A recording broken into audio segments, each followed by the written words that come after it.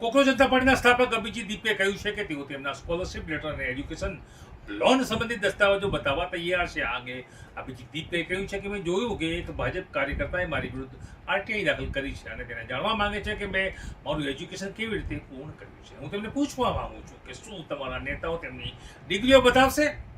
તેમણે કહ્યું છે કે હું મારા સ્કોલરશિપ લેટર અને શિક્ષણ લોન સંબંધિત દસ્તાવેજો બતાવવા માટે તૈયાર છું, પણ શું તમારા નેતાઓ તેમની ઓરિજિનલ ડિગ્રીઓ બતાવશે? મને સમજાતું નથી કે આ લોકોને એજ્યુકેશન સાથે આટલી સમસ્યા કેમ છે.